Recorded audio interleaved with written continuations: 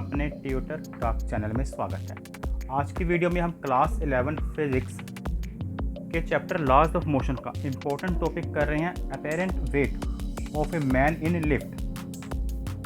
Apparent wait का मतलब है कि जब कोई मैन किसी लिफ्ट में, जैसे मान लीजिए यहाँ से ऊपर जा रहा है या फिर ऊपर से वह नीचे आ रहा है, लिफ्ट के अंदर खड़ा है और वह किसी वेटिंग मशीन के ऊपर खड़ा है, तो उस वेटिंग मशीन में उस मैन की रीडिंग क्या आती है, उसे अपेरेंट वेट कहते हैं। वह जो रीडिंग होगी उस मशीन के द्वारा वह उसके एक्चुअल वेट के इक्वल भी हो सकती है, एक्चुअल वेट से ज़्यादा भी हो सकती है और एक्चुअल वेट से कम भी हो सकती है। तो इन सब पॉइंट को बहुत सिंपली और इजी लैंग्वेज में डिस्कस करेंगे।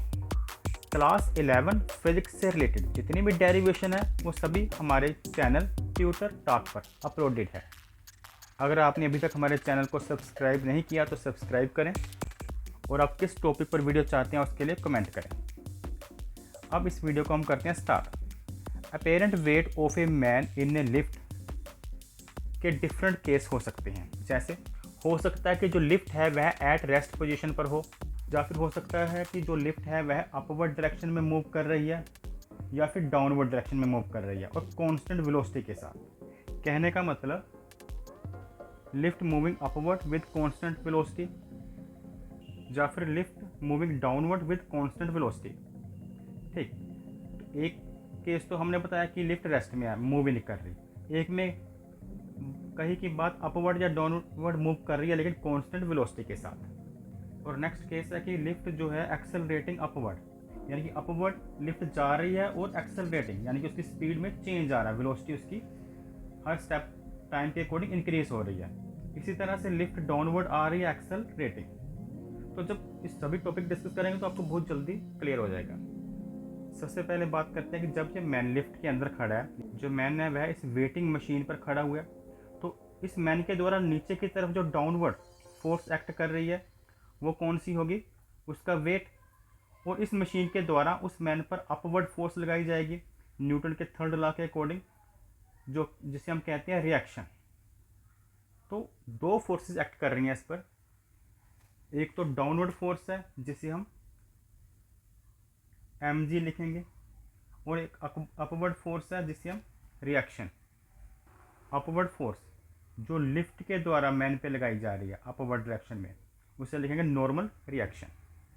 अब बच्चों हम फर्स्ट केस की बात करते हैं कि अगर जो लिफ्ट है वह एट रेस्ट है, लिफ्ट अपवर्ड या डाउनवर्ड नहीं जा रही, तो लिफ्ट के बीच में अगर वो मैन खड़ा है तो जब बाहर खड़ा है एक ही बात है, तो उसकी मशीन के द्वारा जो वेट मेजर किया जाएगा वह उसका एक्चुअल वेट ही होगा। कहने का मतलब जो इसका डाउनवर्ड वेट है और मशीन के द्वारा जो अपवर्ड फोर्स लगाई जा रही है नॉर्मल रिएक्शन, ये आपस में क्या होगी, इक्वल। तो अपेरेंट वेट जो होता है उसे आर से डिनोट करते हैं, जो कि इक्वल होगा mg के if lift at rest, lift रुकी हुई है। नेक्स्ट केस में है कि अगर लिफ्ट अपवर्ड जा रही है या डाउनवर्ड और उसकी जो वेलोसिटी है वह कांस्टेंट है। अगर उसकी वेलोसिटी कांस्टेंट है तो एक्सेलरेशन की वैल्यू क्या हो, आपको पता है एक्सेलरेशन का जो फार्मूला होता है वो होता है change in velocity upon time, यानी कि final velocity minus initial velocity upon time होता है। अगर दोनों वेलोसिटी ही सेम होगी, यानी कि वेलोसिटी में चेंज नहीं आ रहा है, कांस्टेंट वेलोसिटी है, तो एक्सेलरेशन की वैल्यू क्या आएगी, जीरो आएगी, v minus we zero, zero upon two zero. और अगर एक्सेलरेशन की वैल्यू जीरो आती है, कहने का मतलब इसमें एक्सेलरेशन की वैल्यू क्या आएगी, जीरो, क्योंकि ये कांस्टेंट वेलोसिटी के साथ मूव कर रहा है। तो फोर्स का फार्मूला तो डिपेंड ही एक्सेलरेशन पर करता है, मास और एक्सेलरेशन पर। मास मल्टीप्लाई एक्सेलरेशन फार्मूला लगाते हैं। अगर एक्सेलरेशन की वैल्यू जीरो है तो फोर्स की वैल्यू भी क्या होगी, जीरो।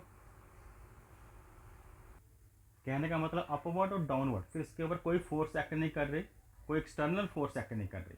तो इस केस में भी आपने याद रखना है, अगर फोर्स की वैल्यू जीरो है, नेट फोर्स की वैल्यू जीरो है, तो R equal to M J ही होगा। ठीक, तो टोटल तीन केस हम कह सकते हैं। अगर लिफ्ट एट रेस्ट पोजिशन पर है तो आर की वैल्यू एम जी, यानी कि अपेरेंट वेट की। अगर अपवर्ड या डाउनवर्ड लिफ्ट जा रही है और वेलोसिटी कांस्टेंट है तो भी आर की वैल्यू एम जी। अब यहाँ पे डेरिवेशन करनी पड़ेगी, अगर एक्सेलरेटिंग अपवर्ड जा रही है मीन्स ये जो लिफ्ट अपवर्ड जा रही है, जो लिफ्ट है ये अपवर्ड जा रही है, लेकिन उसकी स्पीड जैसे जैसे वो ऊपर जाता है तो बढ़ती जाती है अपवर्ड जाते हुए। तो फिर एक्सेलरेशन की कुछ ना कुछ वैल्यू उस समय होगी, क्योंकि यहाँ पर लिखा ही है कि लिफ्ट एक्सेलरेटिंग अपवर्ड। और अगर एक्सेलरेशन की कुछ ना कुछ वैल्यू होगी तो फोर्स की भी वैल्यू होगी, क्योंकि इसमें वेलोसिटी चेंज होती है, वेलोसिटी अपवर्ड जाती है, बढ़ रही है। तो mg की वैल्यू कम होगी क्योंकि वेलोसिटी ऊपर आगे की तरफ बढ़ती जा रही है, ऊपर की तरफ, और r की वैल्यू ज़्यादा होगी। mg की वैल्यू कम, r की वैल्यू ज़्यादा। तो कहने का मतलब जो नेट फोर्स होगी वो हम कैसे निकाल सकते हैं, बिगर वैल्यू में से स्मॉलर वैल्यू लेस करके, r माइनस एम जी। ठीक, अब हमने निकालना क्या है, r निकालना है, यानी कि एपरेंट वेट। तो r निकालने के लिए mg को इस तरफ सेंड करना पड़ेगा एक तरफ, और r को अकेला रखना होगा। अगर माइनस एम जी एफ की तरफ आता है तो ये हो जाएगा f प्लस एम जी। और अब f की वैल्यू क्या है, f का फॉर्मूला एम ए होता है, मास मल्टीप्लाई एक्सेलरेशन होता है f का फॉर्मूला, यहाँ पे लिखा है।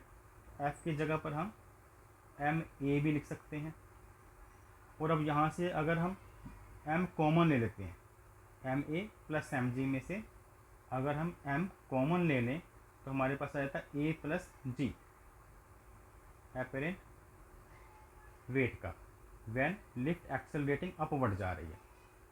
तो ये फर्स्ट फार्मूला ड्राइव हो गया एक्सेलरेटिंग अपवर्ड का। अब नेक्स्ट करते हैं लिफ्ट एक्सेलरेटिंग डाउनवर्ड।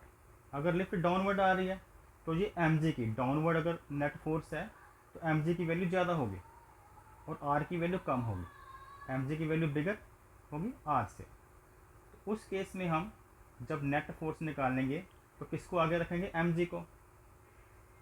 हम यहाँ लिखेंगे mg माइनस r। तो हमने r की वैल्यू निकालनी है तो r को इधर ले आओ, अकेला करो r को, माइनस r है, इधर आकर प्लस r हो गया, और इधर mg f उधर जाकर होगा माइनस। f की जगह पे हम फिल करेंगे ma, यानी कि मास मल्टीप्लाई एक्सेलरेशन, m a। और यहाँ से भी m हम ले लेंगे कॉमन।